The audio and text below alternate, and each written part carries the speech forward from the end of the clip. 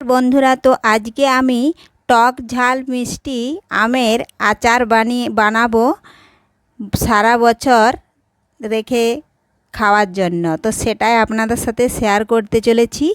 আপনারা পুরো ভিডিওটা প্রথম থেকে শেষ পর্যন্ত দেখতে থাকুন। কোনো বন্ধু নতুন হয়ে থাকলে চ্যানেলটি সাবস্ক্রাইব করে বেল আইকনে সেট করে দিন সবার প্রথমে আমার রেসিপি পেতে। তো দেখুন বন্ধুরা, তার জন্য আমি 1 কেজি আম ছুলে কেটে নিয়েছি। 1 কেজি আম এখন কড়াই বসিয়ে দিয়েছি। কড়াই গরম হয়ে গেছে, দিলাম সাদা তেল। তেল ভালো করে গরম করে নিচ্ছি।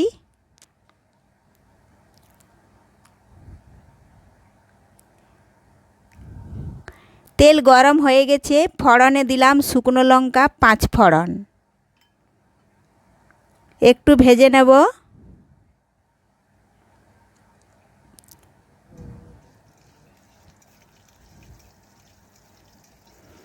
তো এভাবে নাড়াচাড়া করে ভেজে নিলাম।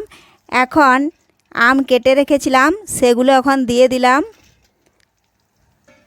দেব স্বাদ মতো লবণ ও হলুদ।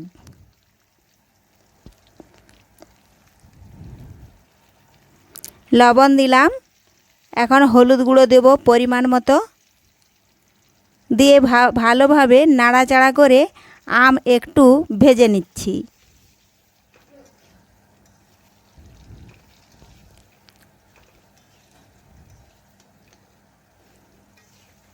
তো ভাজা তাড়াতাড়ি হয়ে যাবে, কারণ আমি আম আগে থেকেই বনিয়ে ধুয়ে জল ঝরিয়ে রেখেছিলাম।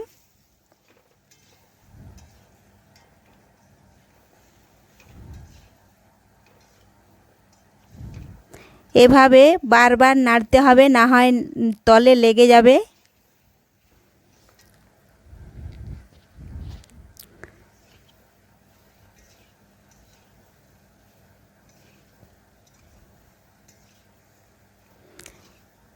হলুদের কাঁচা গন্ধটা চলে গেলে আমি নামিয়ে নেব।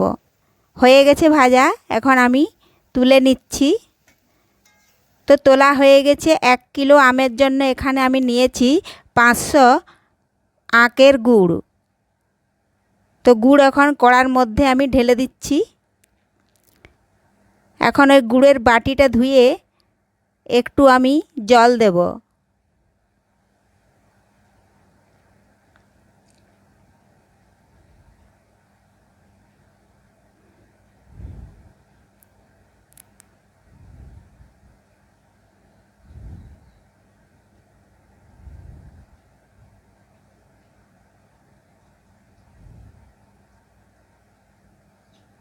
একটু এই যে জল দিয়ে দিচ্ছি। এখন এভাবে নাড়াচাড়া করে, গুড়টা অনেক শক্ত ঢেলা ঢেলা আছে, এটাকে ভেঙে নিচ্ছি।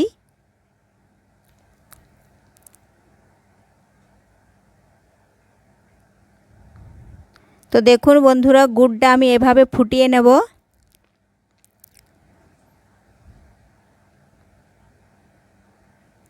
ফুটে গেছে। এখন আমি একটা বাটিয়ে জল নিয়েছি, ওই বাটিতে একটু দিয়ে দেব। দিয়ে দেখব গুলা হয়ে যাচ্ছে কিনা। এইভাবে হাত দিয়ে দেখব, যখনই দেখব যে জড়ো হয়ে ঢেলা হয়ে যাচ্ছে তো হয়ে গেছে, তখন আমি আমগুলো ঢেলে দেব। তো বেশি ফোটানো চলবে না, তাহলে আবার শক্ত হয়ে যাবে।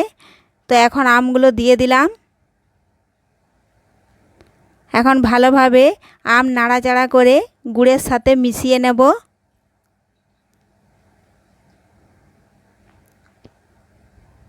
এখন আমি দিচ্ছি 2টো তেজপাতা।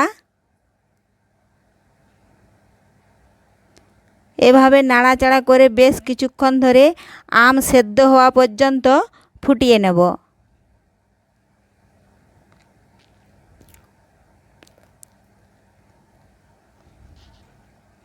তো ফুটে গেছে, আমি আবার একবার নাড়াচাড়া করে নিচ্ছি।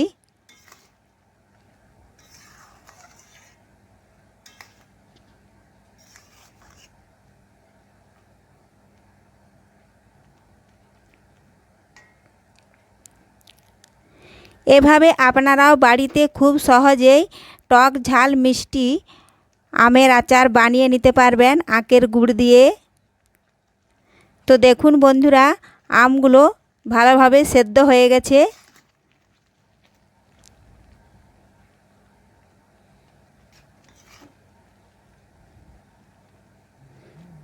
তো এভাবে আজকে আমার টক ঝাল মিষ্টি আচার বানানো হয়ে গেল। তো রেসিপিটি ভালো লাগলে লাইক ও শেয়ার করতে ভুলবেন না। ধন্যবাদ। ফিরে আসছি পরের ভিডিওতে।